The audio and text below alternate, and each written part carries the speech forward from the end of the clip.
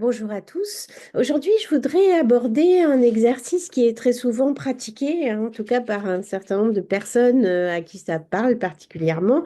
C'est la fameuse idée et activité d'écrire 3 gratitudes par jour. Voilà, donc ce que je voudrais aborder ici, c'est à quoi ça sert d'abord et pourquoi on le fait, pourquoi les gens le font et pourquoi ils continuent à le faire. Et pourquoi? Qu'est-ce que ça produit, hein, cette écriture de ces gratitudes? Qu'est-ce que ça permet? Et ensuite, bien sûr, de vous donner des pistes pour le faire, des moyens de le faire enfin, des moyens classiques et puis un petit peu moins classiques. Donc voilà, dans cette vidéo, vraiment, on va parler de ça et je vais vous donner un petit peu des conseils d'écriture pour si vous avez envie d'écrire des gratitudes, soit quotidiennement, soit même un peu moins souvent, mais en tout cas, voilà, je vais vous donner des conseils pour ce faire. Cette idée d'écrire des gratitudes, elle vient de ce qu'on appelle la psychologie positive. La psychologie positive, c'est l'idée qu'on doit aussi valoriser tout ce qui nous rend heureux, plutôt que de toujours se centrer sur nos souffrances. Hein, la psychologie traditionnelle, elle travaille avec les personnes autour de leur vécu de souffrance, de leurs symptômes, de ce qui les gêne, de ce qui leur fait souci, de tout ce qui coince finalement en nous. Et la psychologie positive, elle s'est construite un peu à l'inverse de ça, mais les scientifiques, les chercheurs en psychologie positive ont bien dit que c'est complémentaire. Hein, il ne s'agit pas de dénier qu'il y a des choses difficiles qu'on vit et de finalement les mettre sous le tapis. C'est pas du tout ça. C'est juste ça existe, et c'est important de le travailler, mais il y a aussi à côté une importance à donner aux moments de bonheur qu'on vit pour leur donner plus de valeur, plus de place pour les regarder vraiment. Et l'exercice d'écrire ses gratitudes, c'est vraiment ça l'idée, c'est de pouvoir regarder ce qu'on vit de positif, même quand ce sont des toutes petites choses. Parce qu'évidemment, si j'écris tous les jours 3 gratitudes, je ne vais pas écrire des choses extraordinaires. Je vais écrire des petites choses du quotidien et ça va me permettre de repérer en fait ce qui me rend heureux. Donc voilà, c'est un petit peu ça l'idée. Elle vient de là, l'idée. Et elle a été très reprise par toute la sphère du développement personnel parce que ça apporte vraiment un bienfait aux gens qui le pratiquent. Cette pratique, elle permet tout d'abord de se recentrer sur l'essentiel, c'est-à-dire qu'on va poser par écrit ce qui nous fait du bien, ce qui... Donc c'est essentiel dans le sens où ça fait partie des choses qui nous aident à tenir debout, à avoir envie de se lever le matin, à être dans notre vie. Et donc, et toute cette positivité, ces choses bonnes qui nous arrivent chaque jour, l'idée, c'est vraiment de les voir et de se concentrer sur cet essentiel-là, l'essentiel de ce qui est bon pour nous. Donc, faire ça, écrire ses gratitudes, ça aide à avoir un bien-être émotionnel plus grand. Il a été démontré par des recherches que ça réduit le stress et ça permet évidemment de mettre notre viseur sur ce qui est positif, alors qu'on a tendance naturellement à mettre le viseur sur ce qui est négatif parce qu'on a en nous un instinct de survie et le négatif, c'est ce qui est dangereux. Ce qui est dangereux, je vais m'en protéger pour m'en protéger je tente de le prévoir à l'avance. Et ça, c'est tout le mécanisme de l'angoisse, c'est-à-dire quand je suis angoissée, je vais construire un scénario qui se passe dans le futur, où il m'arrive, qu'est-ce qui peut m'arriver de mauvais dans le futur. Comme ça, je me prépare à ça. Et je me protège. C'est vraiment l'instinct de survie qui nous pousse à faire ça.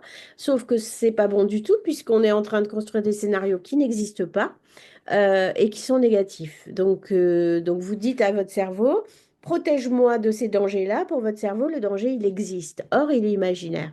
Donc là, c'est de regarder ce qui existe vraiment dans l'ici et maintenant. Tiens, aujourd'hui, qu'est-ce qui m'est arrivé de bon? Vous pouvez aussi faire le point et dire, OK, qu'est-ce qui m'est arrivé de mauvais aujourd'hui? Mais vraiment d'aller chercher, conscientiser le bon, va beaucoup vous aider à traverser des moments aussi qui sont moins sympathiques. Plusieurs méthodes hein, d'écriture pour aborder les gratitudes. D'abord, je peux faire une liste de gratitudes, de 10 gratitudes. Par exemple, je me dis, bon, quelles sont les 10 dernières belles choses qui me sont arrivées? Donc, et là, vous faites une liste en fait de tout ce qui vous fait du bien. Et donc, vous allez repérer, en fait, là où vous avez du plaisir, hein. Si vous dites, j'ai été faire une marche en forêt la semaine dernière et c'était très agréable, bah, vous savez que la marche en forêt, c'est quelque chose qui vous ressource. Ou si vous dites juste, je suis allée boire un café au soleil, voilà, où j'ai été voir mon ami, enfin, peu importe. En tout cas, listez un petit peu tout ce qui vous a fait plaisir, les 10 dernières choses qui vous ont fait plaisir, et ça peut être intéressant pour aller, quand ça va un peu moins bien, chercher ces choses-là. Vous pouvez aussi écrire un texte inspiré. Alors, parmi cette liste que vous avez fait des 10 dernières choses qui vous sont arrivées de positif, prenez-en juste une et écrivez un texte à partir de cette situation. Hein, si vous êtes allé voir votre amie pour boire un thé avec elle, eh bien, racontez ce moment. Si vous êtes allé marcher au bord de la mer, racontez ce moment. Voilà, écrire un texte comme ça inspiré par une de vos gratitudes. Ensuite, vous pouvez, et c'est ce qui est classiquement utilisé, avoir un journal de gratitude, c'est-à-dire que tous les jours, vous écrivez 2 ou 3 choses pour lesquelles vous avez de la gratitude. Alors, ça paraît un peu difficile parce que tous les jours, est-ce qu'il nous arrive toujours quelque chose qu'on peut relever comme positif? Eh bien, en fait, oui. Oui, et même si ce sont des petites choses parfois, quand on a des périodes où il y a beaucoup de contraintes, de lourdeur et tout ça, on se dit, mais j'y arriverai pas. Mais en fait, si, parce que dans la journée, vous avez toujours des petits moments qui sont des moments agréables, de détente, des moments de plaisir. Voilà, vraiment d'aller chercher ça. Donc, je vous propose évidemment, comme consigne d'écriture, ben, je vous les ai données en quelque sorte, hein, c'est d'écrire les 10 dernières choses pour lesquelles vous avez de la gratitude et d'en prendre une et d'écrire un petit texte à partir de cette chose-là et de voir ce qui sort, de laisser venir ce qui sort. Bien sûr, n'hésitez pas à avoir un journal de gratitude si vous en avez envie. Ayez un joli petit carnet que vous affectionnez, faites-le, ça prend pas longtemps, hein. Et faites-le dans un moment sympa. Vous posez chez vous, dans un endroit que vous aimez bien, peut-être avec une boisson chaude, un petit moment sympa, et vous n'en avez pas pour longtemps, et vous écrivez comme ça 2 ou 3 gratitudes. Et comme ça, tous les jours, ça permet à la fois bah, de le dire, de le reconnaître, de donner de la valeur à ça. Ça permet aussi de les relire. Et c'est intéressant parfois de relire des gratitudes qu'on a écrites peut-être il y a un moment et de vous dire, ah tiens, j'avais fait ça, ça m'avait fait plaisir, pourquoi pas recommencer, voilà. Donc c'est toujours intéressant de créer d'avoir un journal de gratitude si c'est quelque chose qui vous parle.